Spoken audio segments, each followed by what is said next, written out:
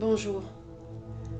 Parlons aujourd'hui de ce qui vous constitue, ce que vous avez vécu, enfin ce que vous considérez comme étant vous, ce personnage de chair et d'os. Tout ce qui s'est passé depuis le premier souffle, au sortir de la matrice, jusqu'à cet instant. Tout a été expérimenté depuis un état corporel qui a totalement, mais alors totalement disparu. Il n'y a plus rien du nourrisson. Il n'y a plus rien de l'entrée en CP. Il n'y a plus rien de votre première cuite. Plus rien de l'ignoble vexation ou agression subie. Plus rien, corporellement parlant, sauf à ce que le corps ait été amputé physiquement. Tout s'est déjà renouvelé. 2 fois, 3 fois, 1000 fois, 10 000 fois. Les atomes, les cellules, les fluides, les cartilages, les organes, tout a déjà été renouvelé. Quand on y réfléchit, il n'y a qu'une chose qui n'est pas changée. L'âme. L'âme reste inchangée, impénétrable, inarrêtable. Transbahutée par le corps, elle surnage, comme en flottaison, accompagnant les expériences, mais sans en être imprégnée intrinsèquement, indemne de toute altération. Lorsque la conscience s'affine à ce sujet, au final, ne serait-il pas plus judicieux de s'occuper d'elle, l'âme? L'investissement sera plus pérenne, plus établi, plus constructif.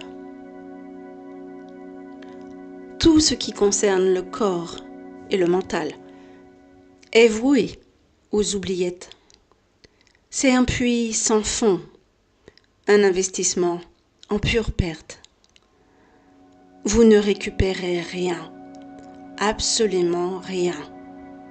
La seule entité qui puisse évoluer ici-bas, évoluer au sens gagner en élévation, c'est l'âme.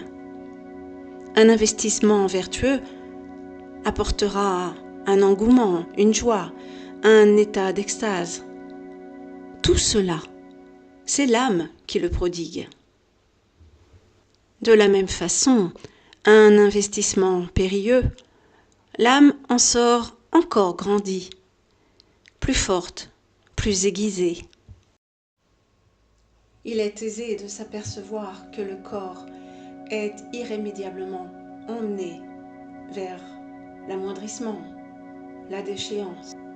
Il est dans un processus involutif dès la première seconde d'apparition, tandis que l'âme, elle, est dans un processus évolutif. Elle grandit irrémédiablement. Les deux entités fonctionnent en miroir. Dès lors, on perçoit assez vite que le seul bien que l'on puisse s'apporter, c'est celui que l'on apporte à notre âme, cette entité qui, sans nous habiter, préempte le corps, le hante et, au final, le supplante. Reste à accueillir, à voir cet état de fait et ne pas se tromper de réceptacle.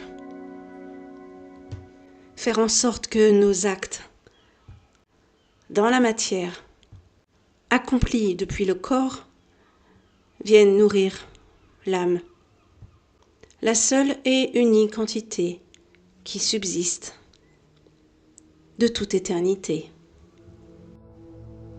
Ne nous trompons pas, nous ne sommes pas ce corps et ce mental, nous sommes cette âme.